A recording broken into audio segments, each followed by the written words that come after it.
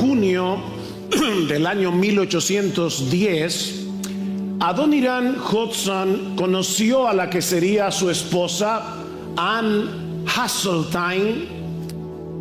Ella tenía 21 años, él tenía 22. Al mes de conocerla, ya Hudson sabía que él quería que esa fuera su esposa. Así que no perdió tiempo. De paso, jóvenes, subrayo eso, no perdió tiempo. Y le envió una carta a Anne en la que le decía claramente cuáles eran sus intenciones. Él quedó sorprendido al ver la piedad de esta joven, su deseo por la obra misionera y, claro, ¿cómo no? Era una muchacha hermosa.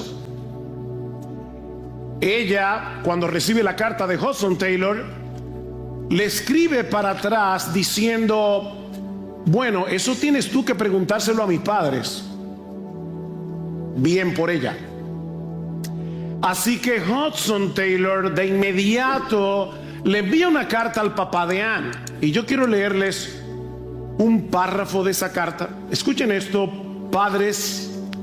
Imagínate que esa tía quien te escribe una carta como esta pidiéndote la mano de tu hija. Ahora tengo que preguntarle si puede consentir, no olviden, 22 años de edad es el que escribe esta carta, 22 años de edad. Ahora tengo que preguntarle si puede consentir separarse de su hija a principios de la próxima primavera para no verla más en este mundo.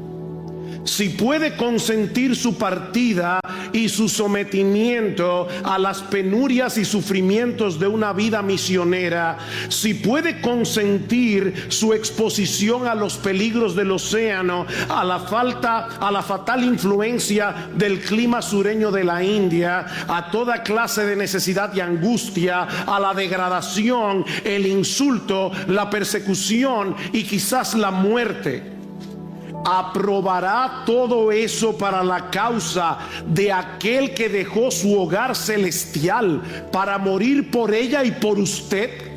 ¿Lo aprobará por el bien de las almas inmortales? El padre de Anne, sorprendentemente, le respondió: ella puede decidir por sí misma. Y la joven aceptó. Y no porque tuviera una visión romántica de la vida misionera, no porque haya leído alguna de esas biografías que nos animan tomándonos un café en la comodidad de la sala de nuestra casa. No. Ella le escribió una carta a una amiga íntima, Lydia Kimball, y le decía en una de las partes de la carta: estoy dispuesta y espero, si la providencia no me lo impide, pasar mis días en este mundo en tierras paganas. Sí, Lidia, he decidido renunciar a todas mis comodidades y alegrías, sacrificar mi afecto por familiares y amigos e ir a donde Dios en su providencia considere oportuno colocarme. Y saben que ambos confirmaron en Birmania que no lo estaban diciendo de boca, porque sufrieron lo indecible en el campo misionero. Mis hermanos, si hay algo que nos enseña el libro de los Hechos y la historia de la iglesia, es que la expansión del evangelio en el mundo nunca ha sido fácil y nunca lo será. Pero a pesar de todas las dificultades, de toda la hostilidad que los cristianos han tenido que enfrentar a lo largo de los siglos, gloria al Señor, Cristo ha estado cumpliendo su promesa de edificar su iglesia a través de hombres y mujeres débiles, hombres y mujeres como tú y como yo, que han decidido llevar el evangelio a pesar del costo. Y eso es lo que encontramos en Hechos capítulo 13, el capítulo que vamos a considerar en la mañana de hoy, entero. Y no se preocupen, terminaremos a tiempo. Hechos 13 nos presenta una fotografía sumamente realista de lo que significa ir al campo misionero, y yo me atrevo a decir que Hechos capítulo 13 nos presenta una fotografía muy realista de lo que significa ser cristiano, simplemente cristiano. David Platt escribió un libro llamado Cristianismo Radical. Bueno, yo quisiera proponer que realmente lo que Platt describe en ese libro no es cristianismo radical, es cristianismo. No hay dos tipos de cristianismo, uno radical y otro superficial. No. Hay un solo tipo de cristianismo, el de aquel que se entrega por entero a Jesucristo para hacer su voluntad, cualquiera que sea su voluntad. Es el único cristianismo que se describe en el Nuevo Testamento, y es el tipo de cristianismo que nosotros veremos en Hechos capítulo 13. Podemos dividir este capítulo, este relato de Lucas, en 4 escenas. La primera la encontramos en los versículos 1 al 3, el inicio de la misión. El inicio de la misión. Vean el versículo 1. En la iglesia que estaba en Antioquía había profetas y maestros: Bernabé, Simón llamado Níger, Lucio de Cirene, Manaén, que se había criado con Herodes el tetrarca, y Saulo. La semana pasada, cuando estudiamos Hechos capítulo 11 y 12, vimos que la iglesia de Antioquía estaba en una ciudad pagana, en una ciudad multicultural, y eso es precisamente lo que vemos reflejado en el liderazgo de la iglesia. Bernabé era un judío ex levita de la isla de Chipre. Simeón, a quien también le llamaban Níger, era africano. De hecho, la palabra Níger lo que significa es negro o oscuro. En el caso de Lucio, dice que era de Cirene, es decir, del norte de África.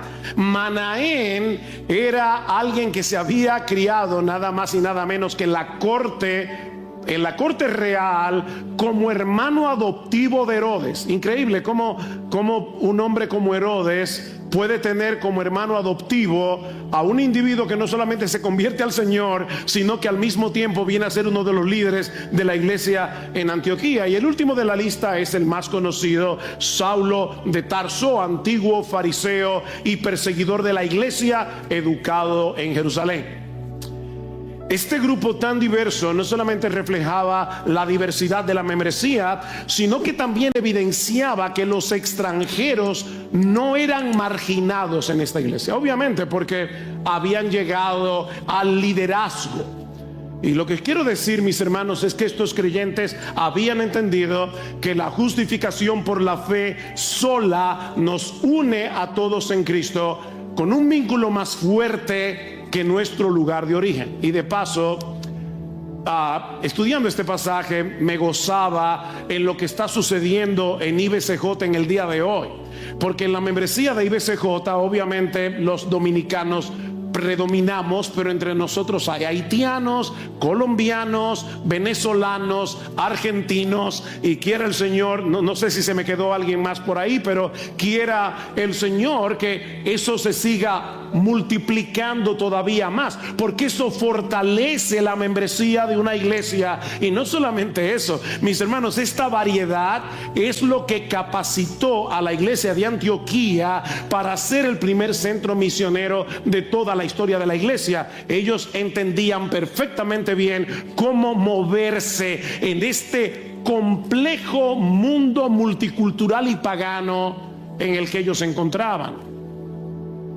Obviamente cualquier iglesia desearía tener un dream team de pastores como estos.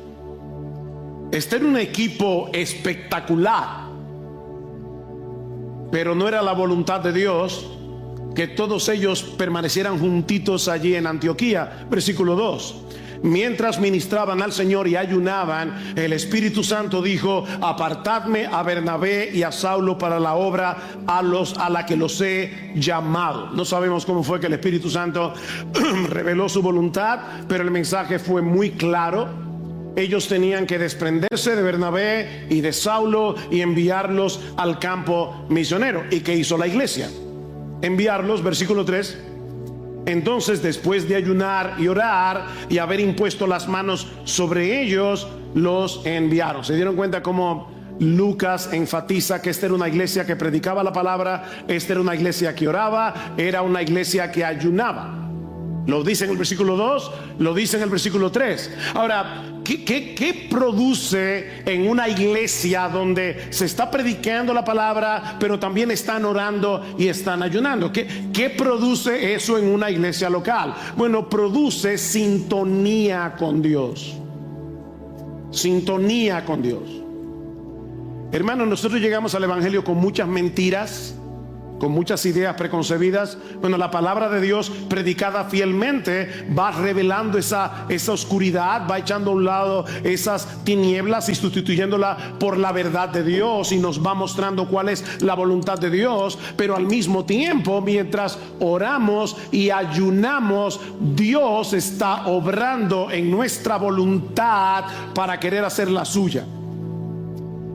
Mis hermanos, nosotros no oramos para torcerle el brazo a Dios y para que Él haga nuestra voluntad.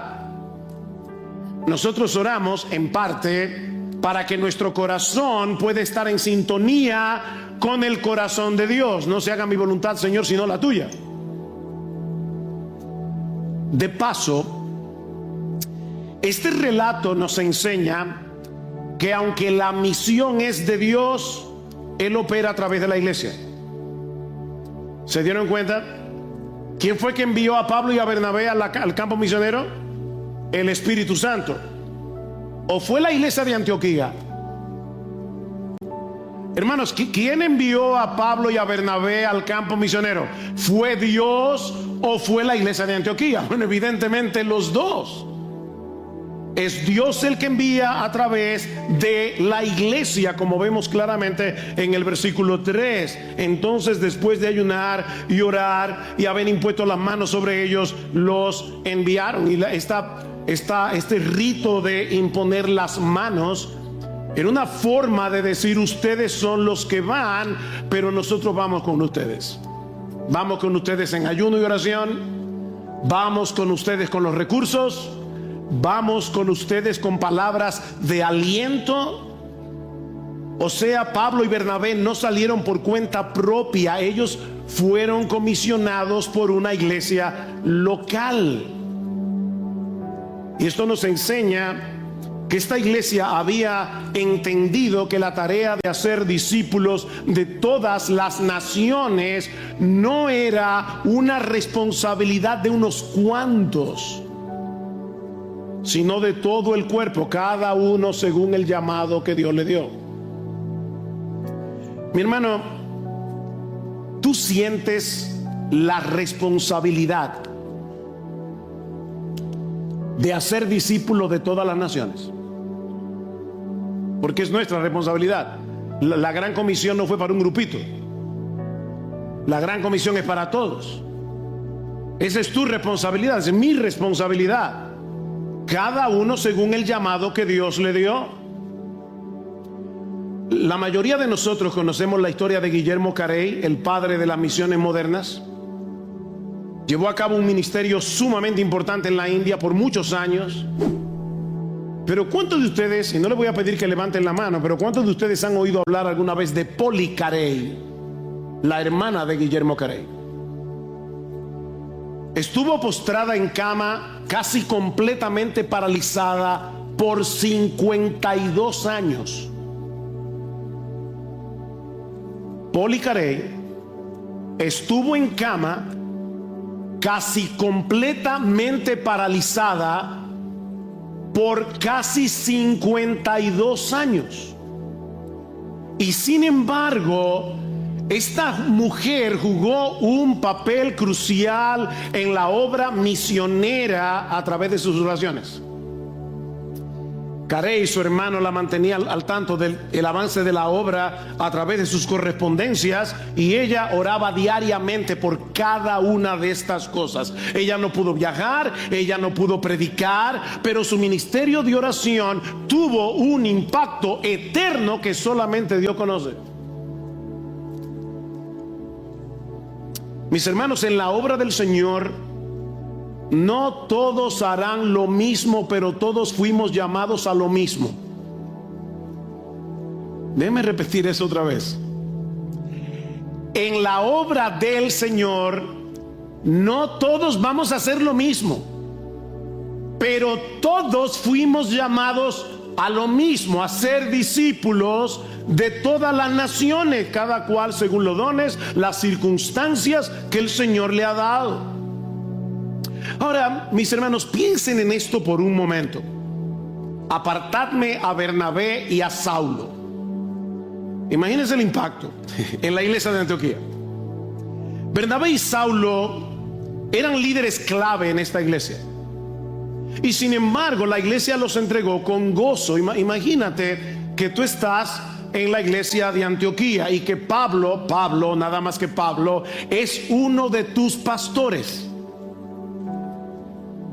Honestamente, ¿cuál sería tu reacción si de repente los pastores avisan: bueno, hermanos, a nosotros vamos a enviar a Pablo a la obra misionera? Tú no tienes la menor idea de si lo van a volver a ver nunca más. ¿Cuál sería tu reacción? O imagina por un momento que tú eres Pablo o Bernabé. Estás en una comunidad que te ama, estás en una iglesia creciente, en una iglesia que está obviamente viva, y de repente Dios te llama a salir de aquí, a salir de esta iglesia, a dejar todo eso atrás para llevar el evangelio y establecer iglesias en otros lugares, sabiendo de antemano que te espera oposición, que te espera persecución y que probablemente te espera la muerte. La pregunta es: ¿tú irías? ¿Tú irías? Jóvenes, ¿alguna vez tú le has preguntado al Señor si Él quiere usar tu vida en la obra misionera? Estoy en silencio no porque no sé qué decir, es porque quiero que lo pienses. Yo no estoy diciendo que todo el mundo tiene que irse a la obra misionera. No estoy diciendo que todo el mundo tiene que ser pastor. En la iglesia del Señor debe haber ingenieros, abogados, médicos, qué sé yo, arquitectos. Yo no estoy diciendo eso. La pregunta es: ¿tú te has preguntado alguna vez si Dios te quiere a ti en la obra misionera, o si Dios te está llamando a dejar tu carrera, a dejar tu profesión y prepararte para ser pastor en tu propio país? Y obviamente nosotros vemos claramente en Hechos 13 que ese no es un llamado solitario, no es un llamado unipersonal. Aquí entra en juego la iglesia, aquí entra en juego el consejo de tus pastores, la evaluación de tus pastores. Todo eso lo sabemos, pero la pregunta es: joven, yo te pregunto una vez más, y no solamente a los jóvenes, le pregunto aquí a hombres que todavía tienen su fuerza vital. ¿Alguna vez tú te has preguntado seriamente delante del Señor: úsame, oh Señor, como quieras tú? No queremos simplemente cantar eso en un himno. Queremos pensarlo y traerlo en oración delante del Señor. Señor, ¿qué tú quieres que yo haga? Te entrego un papel en blanco, Señor, firmado por mí. Escribe tú en ese papel lo que tú quieras de mí, y de antemano ya yo me comprometo a hacerlo. Heme aquí, Señor, envíame a mí.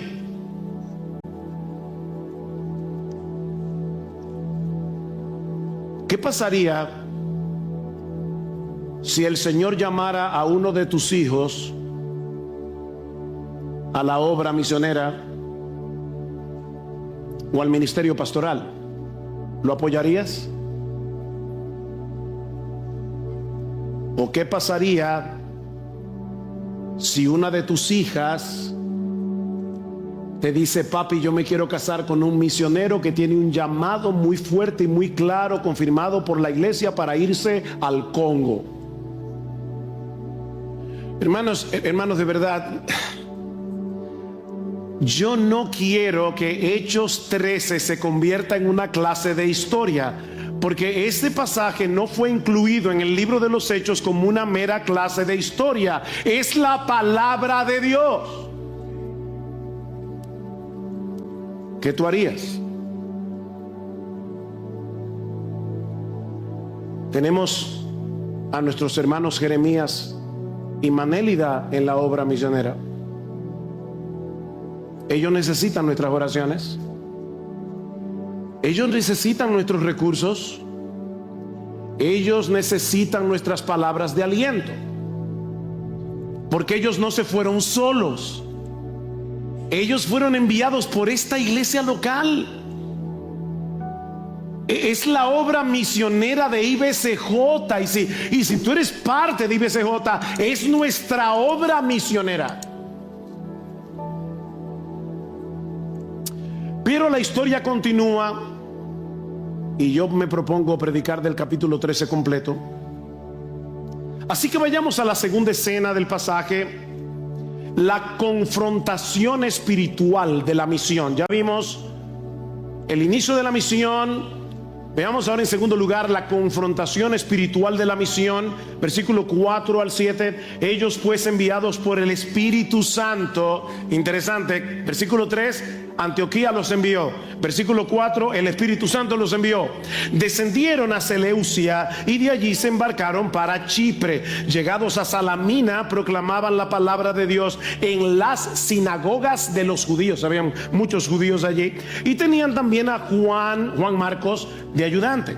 Después de haber recorrido toda la isla hasta Pafos, encontraron a cierto mago, un falso profeta judío llamado Barjesús. Irónico, Barjesús significa hijo de salvación, que estaba con el procónsul Sergio Paulo, hombre inteligente.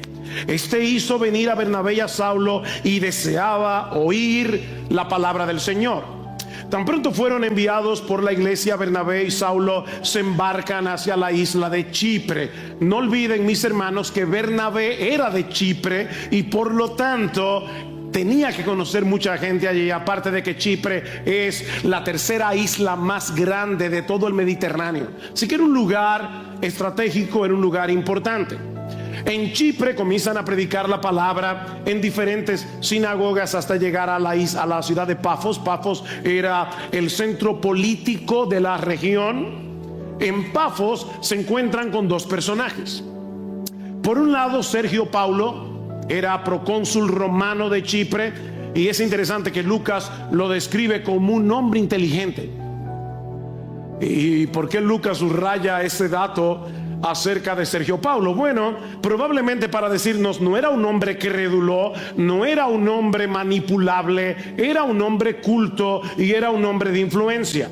Y por el otro lado está Barjesús, también llamado Elimás, un falso profeta judío que se hacía pasar por mago. Ahora, niños, escuchen esto con cuidado aquí. La palabra mago no significa que Elimás daba shows de magia donde sacaba conejos de un sombrero de copa. No, la idea es que él practicaba el ocultismo.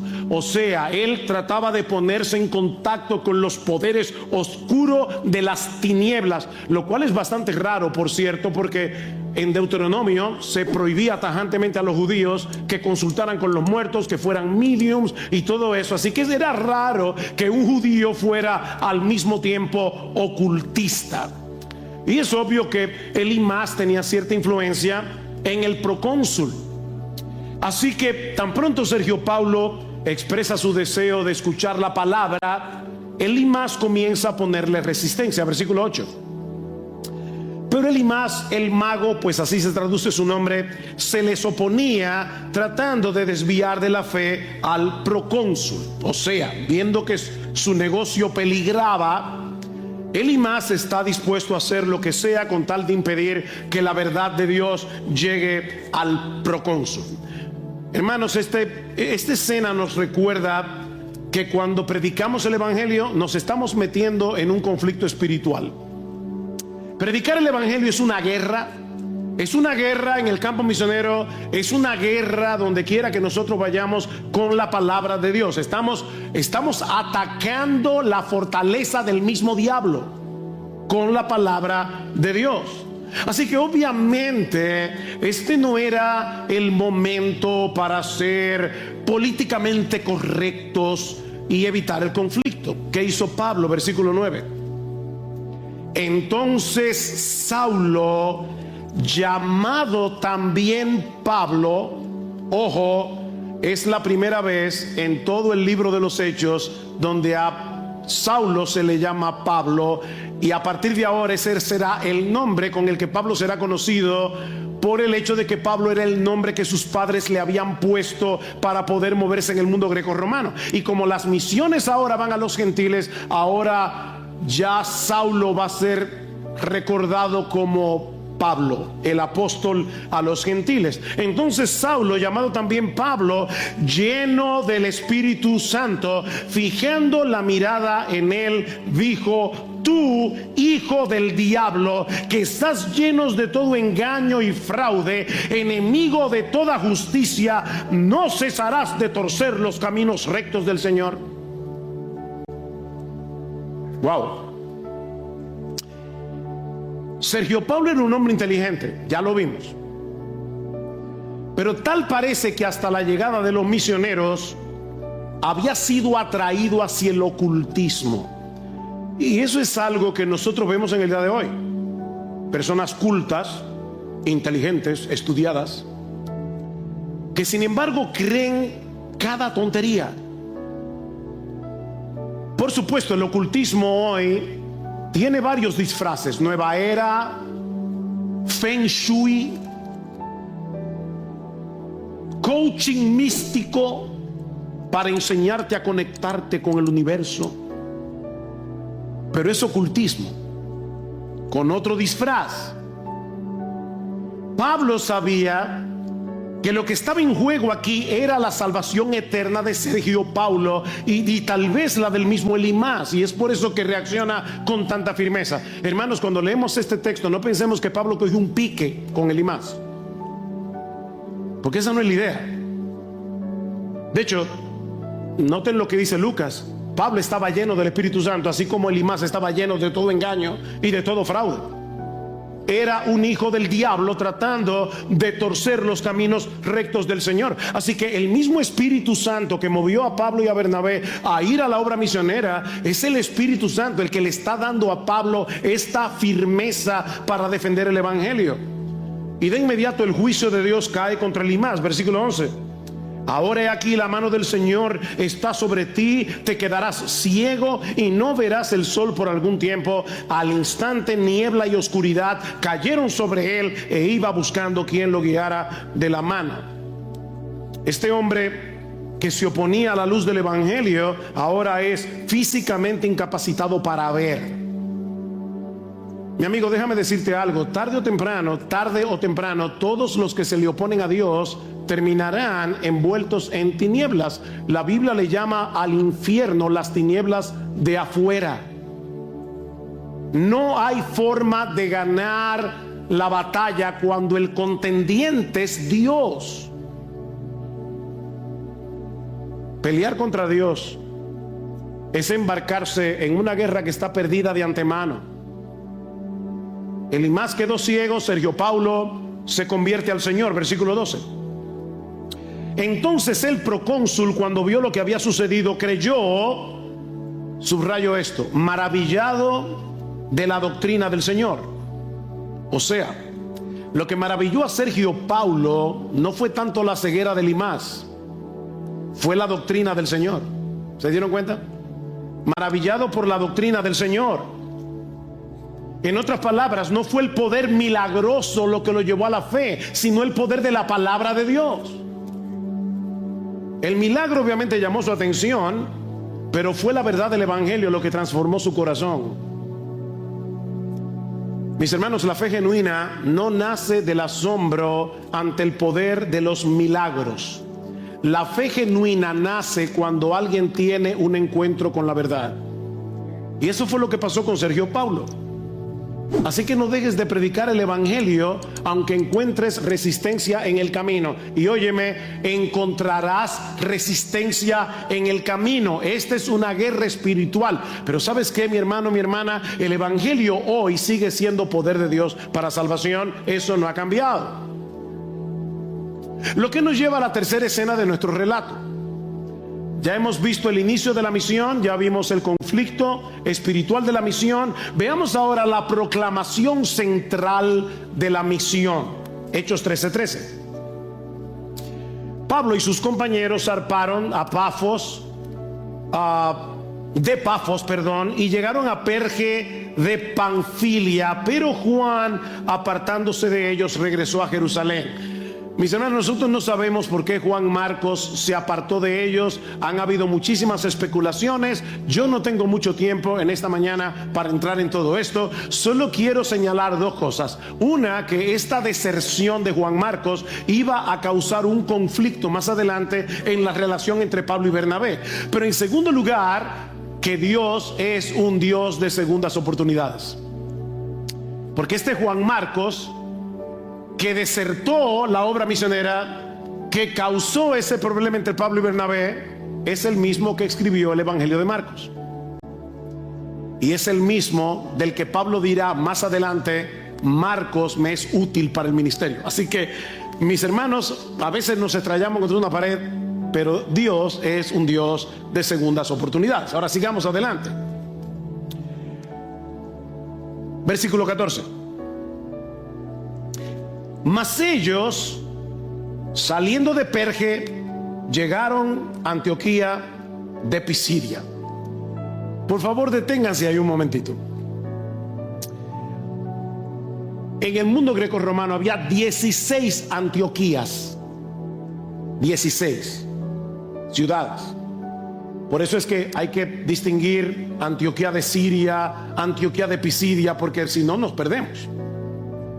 Ahora, lo que me llama la atención es la forma tan breve, tan casual, como Lucas dice: salieron de Perge y llegaron a Antioquía.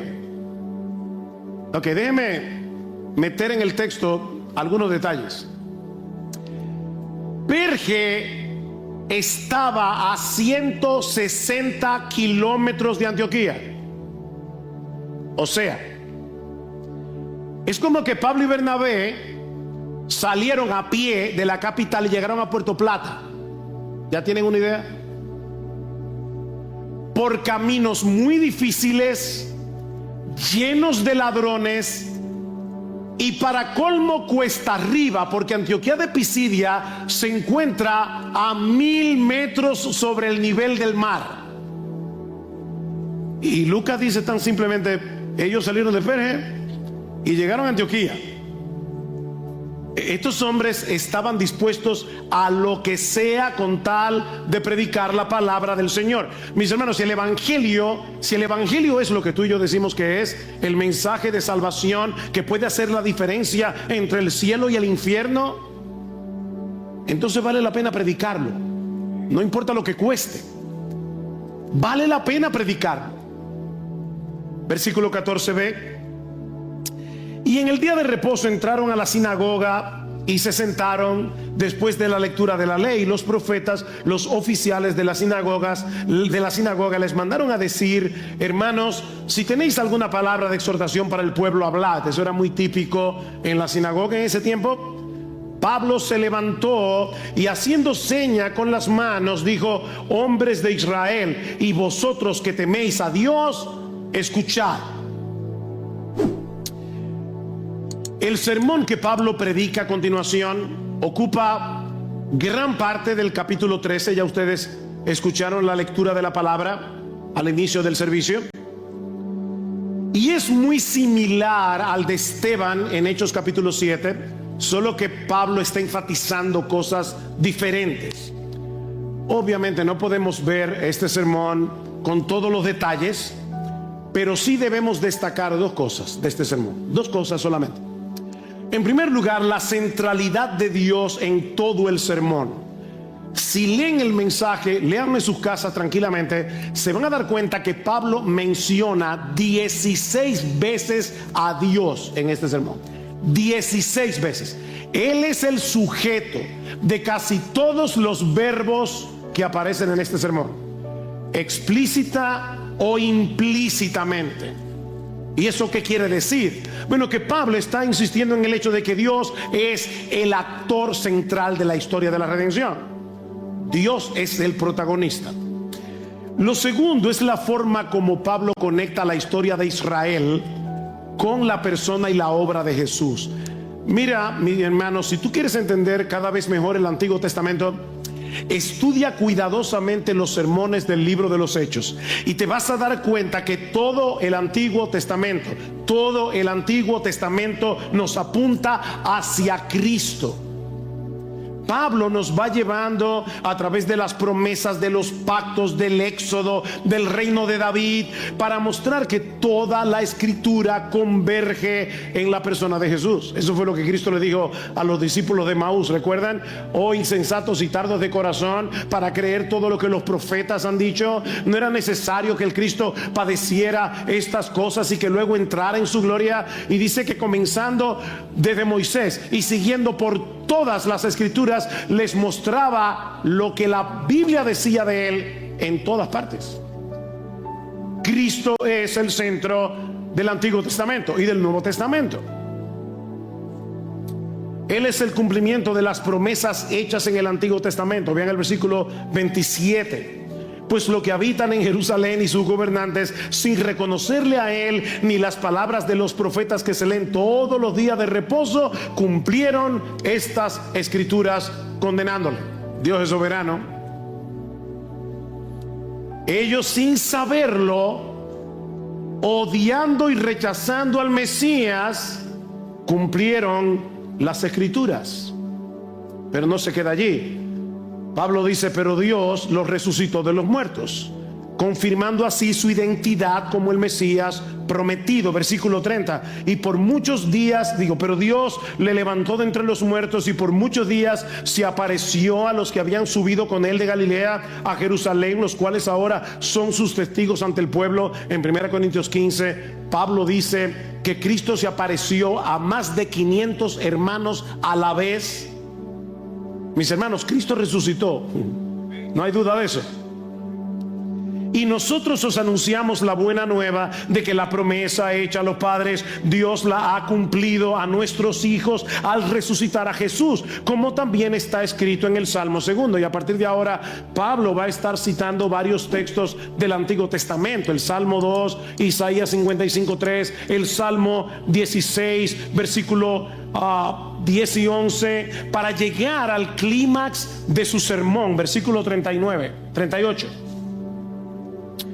Por tanto, hermanos, sabed que por medio de él os anunciamos el perdón de los pecados, y que de todas las cosas de que no pudisteis ser justificados por la ley de Moisés, por medio de él todo aquel que cree es justificado. Ese es el corazón del evangelio.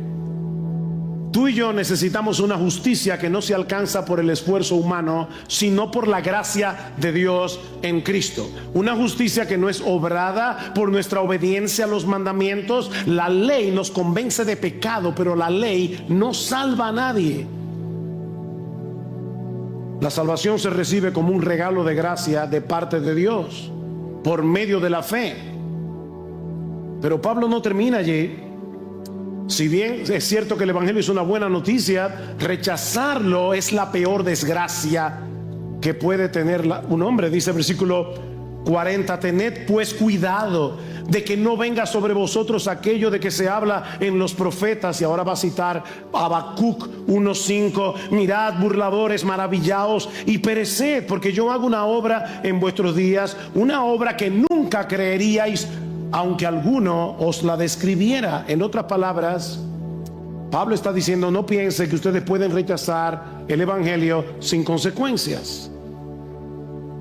Mi amigo, no pienses que tú puedes rechazar el evangelio sin consecuencia. Lo mismo que ocurrió en los días de Habacuc, va a suceder con ustedes, le dice Pablo. Dios ha hablado en Cristo, ofreciéndonos en Él la justicia que necesitamos para poder comparecer ante su tribunal.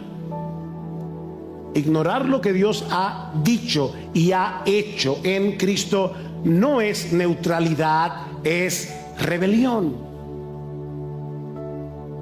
Quizás alguno aquí dice: no, pero yo nunca he hablado mal del Evangelio, simplemente que no me importa. Yo soy neutral, yo creo en todas las religiones, que todas están bien, cada cual que crea lo que quiera. No, ignorar el Evangelio no es neutralidad, es rebeldía contra Dios. Y de paso, este pasaje nos muestra que no basta con ser personas religiosas, ni con conocer las historias bíblicas. Jóvenes, muchos de ustedes se han criado en la iglesia, han escuchado las historias bíblicas en la escuela dominical. Eso no basta.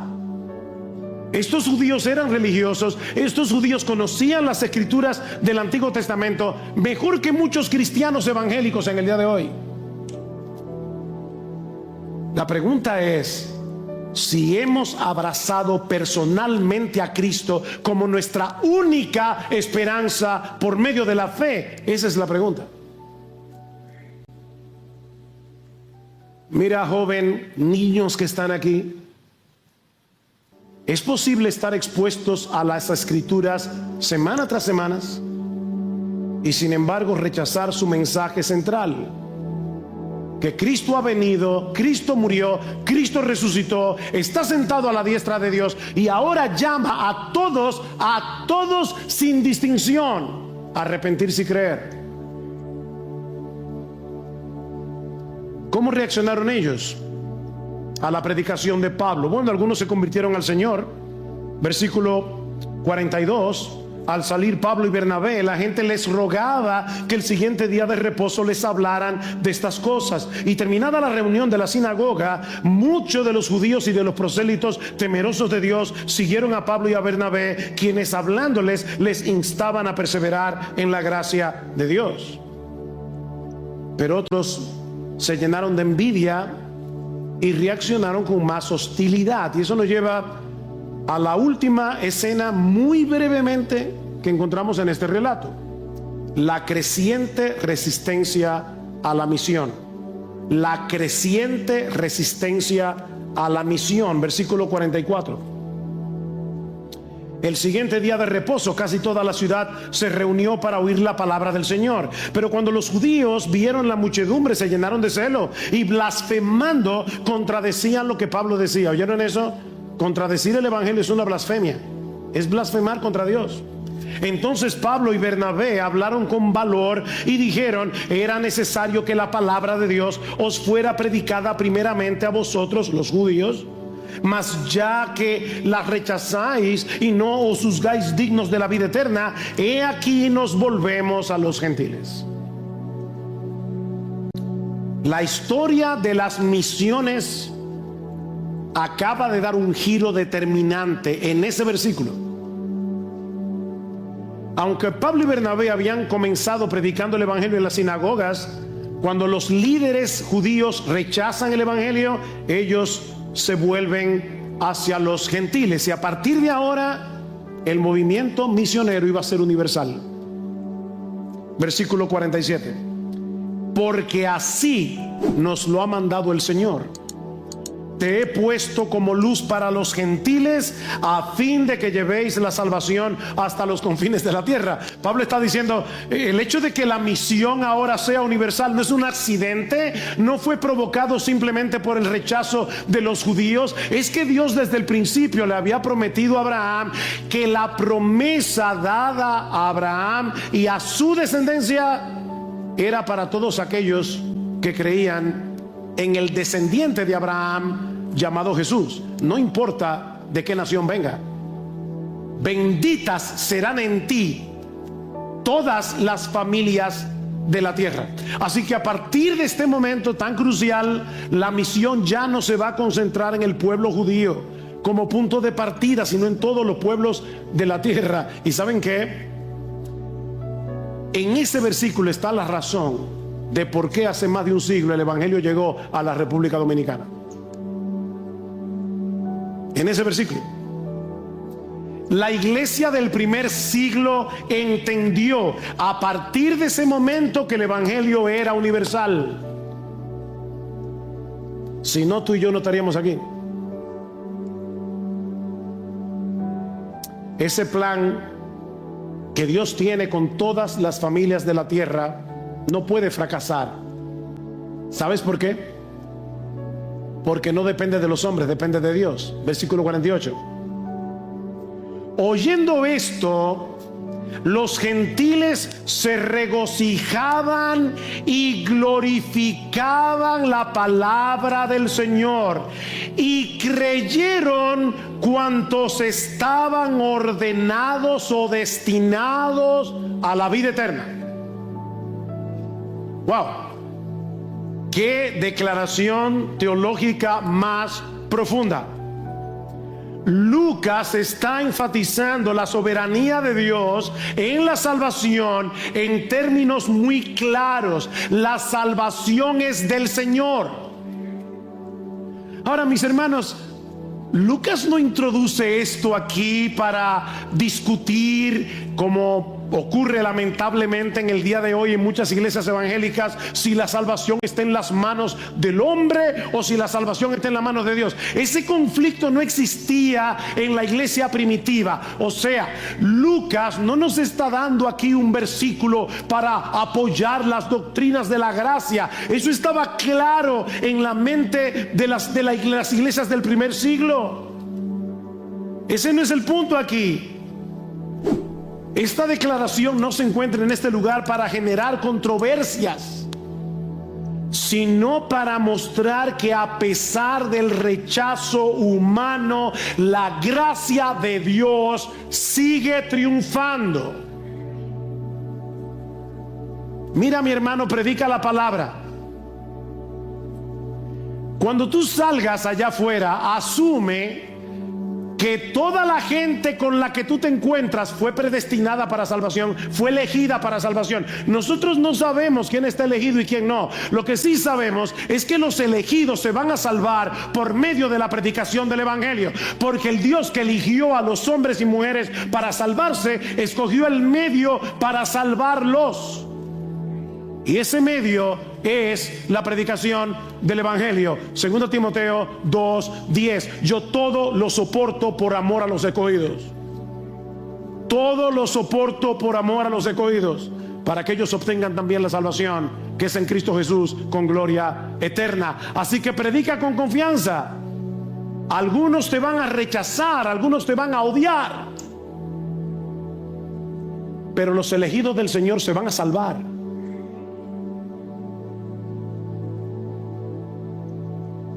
Mis hermanos,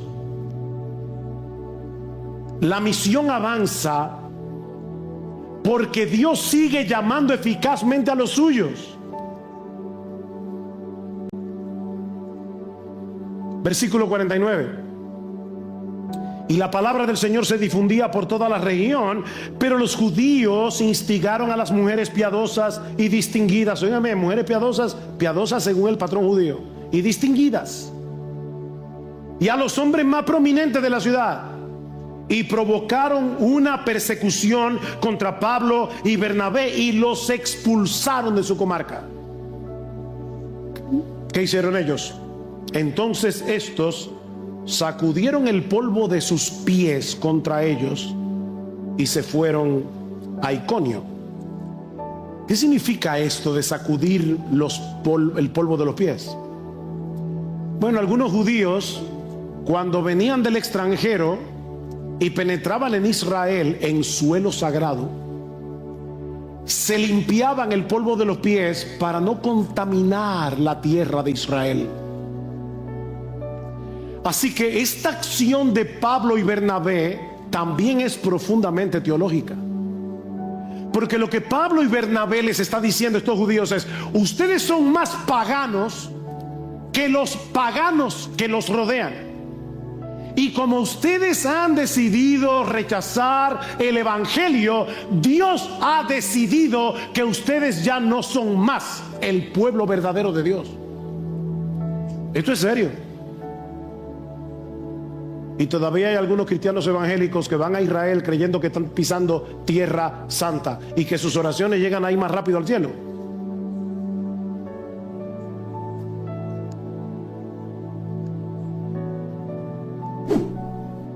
La narración de Lucas termina con una declaración sorprendente, versículo 52.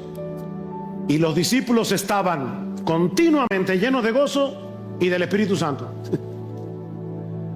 Por favor, no olviden el contexto. Estos creyentes acaban de experimentar una oposición intensa. Pablo y Bernabé fueron expulsados. ¿Usted se imagina lo que es eso? Expulsados como una plaga. Pero Lucas nos está mostrando aquí que la oposición, oye bien mi hermano, mi hermana, la oposición no apaga el gozo del creyente, lo intensifica. Porque la fuente de ese gozo no es el aplauso de los hombres. De hecho, ni siquiera el éxito ministerial. La fuente de ese gozo es el Espíritu Santo. El Espíritu no solo nos consuela en la aflicción, el Espíritu nos revela a Cristo como nuestro más grande tesoro, como nuestro bien supremo, aún en medio del dolor.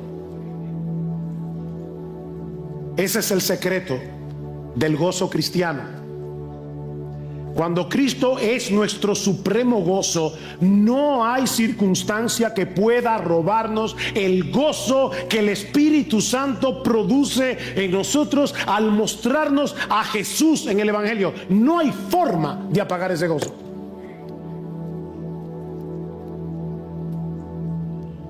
Y esa es la clase de cristianismo que respalda el Evangelio que nosotros predicamos. Cuando la gente nos ve sufrir por Cristo y a nosotros todavía aferrados a Cristo, le estamos diciendo al mundo: ¿sabes por qué yo estoy dispuesto a sufrir por causa de su nombre? Porque Él vale más que todo lo que yo pueda perder.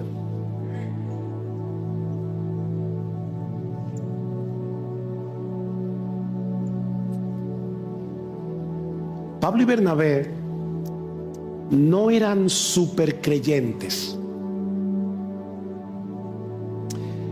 Eran cristianos comunes. Sí, créeme, eran cristianos comunes.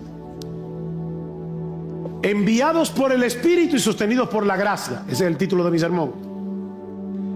Enviados por el Espíritu, sostenidos por la gracia. Y lo mismo puede decirse de la iglesia en Antioquía que los envió. La generosidad de esta iglesia, su obediencia, era fruto de un corazón cautivado por el Evangelio. Salieron de su zona de confort y se desprendieron de sus mejores líderes, porque valoraban a Cristo y la salvación de los perdidos por encima de su conveniencia personal.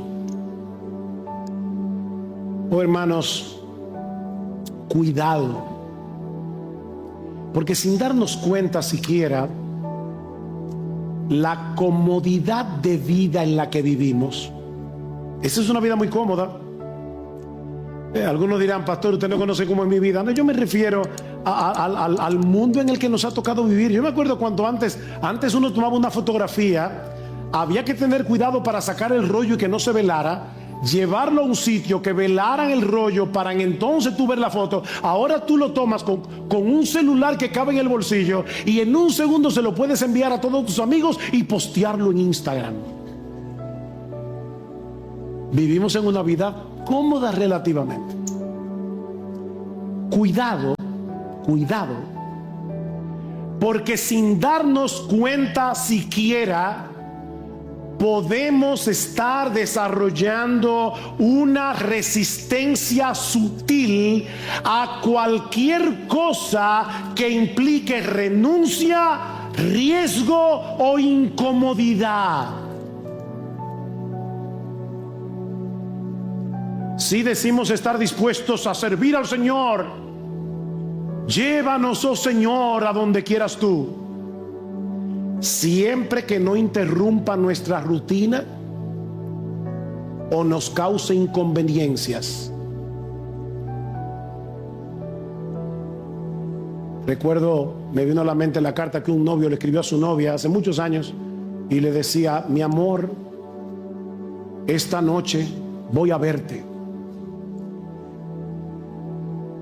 No importa lo que pase, tú eres lo más importante de mi vida, la niña de mis ojos, el tesoro de mi corazón. Así que espérame si no llueve.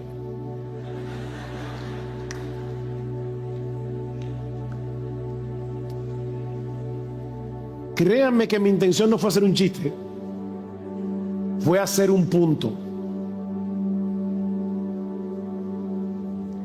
Sí, Señor, llévame, pero que no se te ocurra llevarme ni aquí, ni allí, ni allí, ni para hacer esto, para hacer aquello, para hacer lo otro.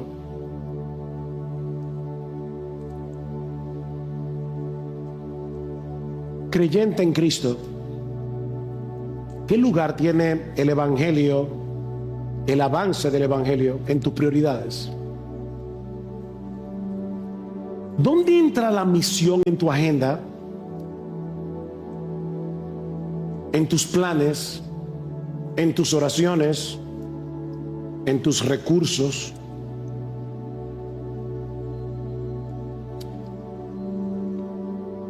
¿Hay algo que tú estás reteniendo que Dios quiere que tú pongas en sus manos para la expansión del reino?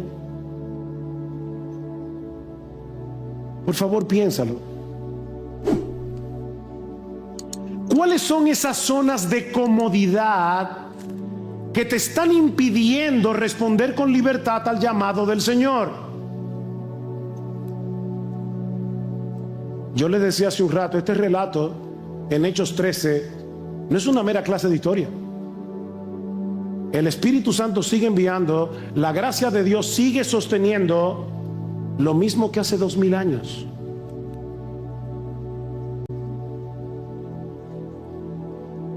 Jóvenes, yo les reto en esta mañana, a preguntarle seriamente al Señor si Él quiere que tú hagas algo más con tu vida que lo que tú has planificado de antemano. Oh, mis hermanos, que el Señor nos despierte de toda comodidad paralizante. Que el Señor nos despierte. Que ponga en nosotros una pasión tan grande por Cristo, por su gloria, que podamos decir con sinceridad de corazón: para mí el vivir es Cristo y el morir es ganancia.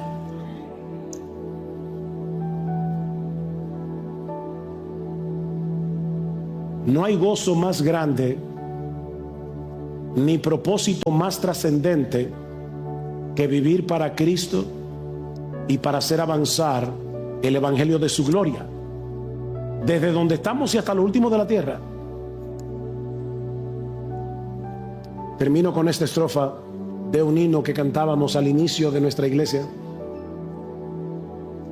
Solo una vida pronto pasará, solo lo que es para Cristo durará. Dale a Cristo todo, es lo único que hacer cuando se tiene solo una vida.